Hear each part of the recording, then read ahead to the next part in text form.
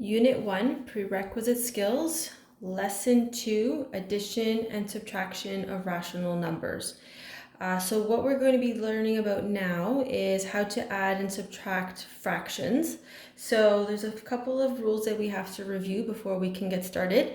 So number 1, it says change all mixed fractions to improper fractions. A mixed fraction is a fraction like 2 1/2 or 3 1/4. Number 2, write all fractions with a common denominator. So the denominator is the bottom number.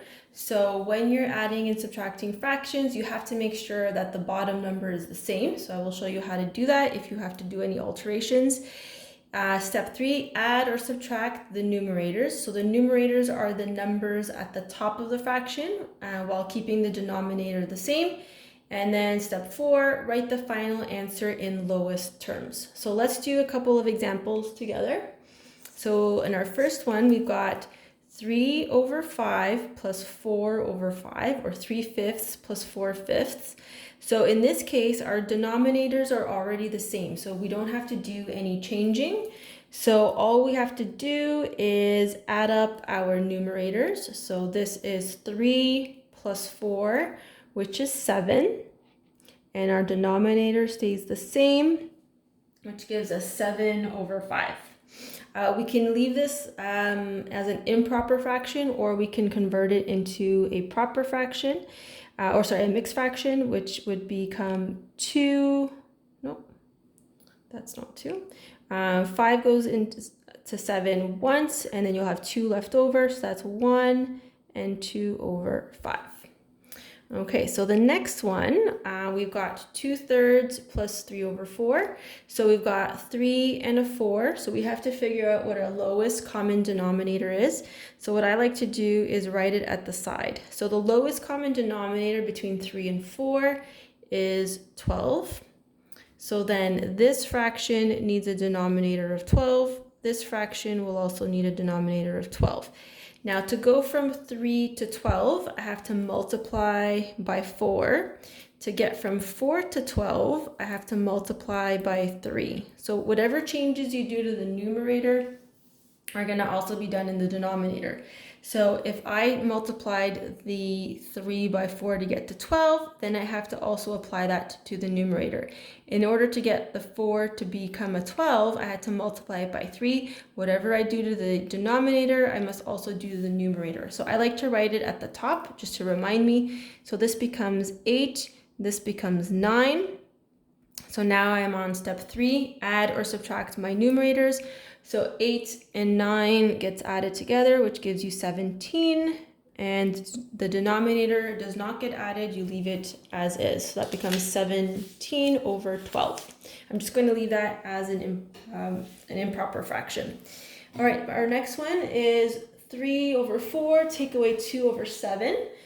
So in this case, you're looking at the 4 and the 7 to figure out your lowest common denominator. So lowest common denominator between these two numbers is 28. So I like to set up my fractions like this.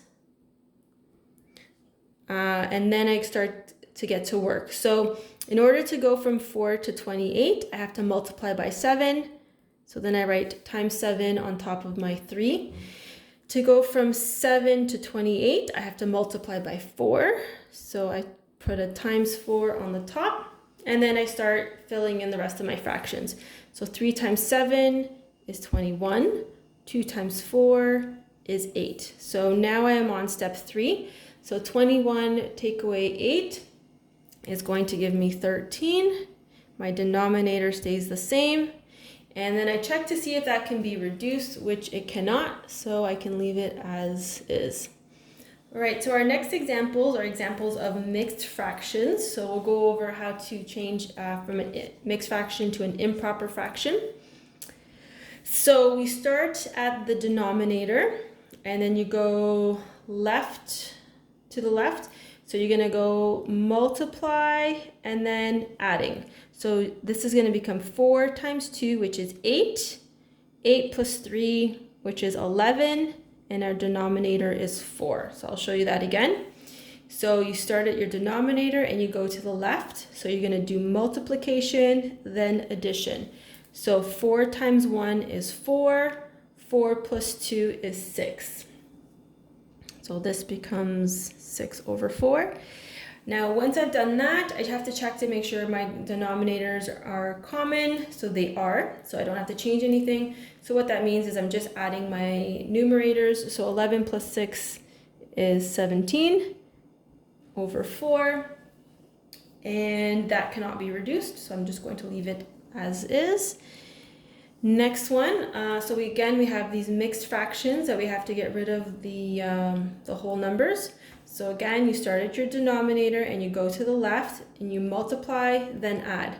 So 2 times 2 is 4, 4 plus 1 is 5, and that becomes your numerator. And this side, we start at the 3 at the bottom and you go to the left. So 3 times 3 is 9, 9 plus 1 is 10. Okay, and then at this point, we have to do step 2. It says write all fractions with a common denominator. So 2 and 3 are not the same, so we have to figure out what the lowest common denominator is. So as you do your observations, you'll notice that the lowest common denominator, the lowest number that both of these numbers go into is 6. So then this is going to have a denominator of 6, and this fraction will have a denominator of 6. And now I just have to figure out what I have to do to my numerators. So I look at my denominators. To go from 2 to 6, I have to multiply by 3. To go from 3 to 6, I have to multiply by 2. So I write those on top of the numbers, which will help me figure out the rest of the fraction. 5 times 3 is 15. 10 times 2 is 20. And now I can do my subtraction. So 15 take away 20 is negative 5. My denominator, I don't touch it, becomes negative 5 over 6. And then I just check to make sure it's in lowest terms, and it is. Okay. All right, final example for adding and subtracting rational numbers. So we've got mixed fractions, so we have to change them into improper fractions. So we start at the bottom. 3 times 3 is 9. 9 plus 2 is 11. Our next one, we start at the 5. 5 times 2 is 10. 10 plus 2 is 12. So we have 11 over 3 plus 12 over 5. And then we need to figure out our lowest common denominator. So lowest common denominator is equal to 15. So this fraction will have a denominator of 15, and this fraction will have a denominator of 15. So to go from 3 to 15, I have to multiply by 5. To go from 5 to 15, I have to multiply by 3. So my first fraction becomes 11 times 5, which is 55 all over 15. My next fraction, I have to multiply the 12 by 3, so that becomes 36. And then I add up my numerators, so 55 plus 36. If you can't do that in your head, you can use a calculator.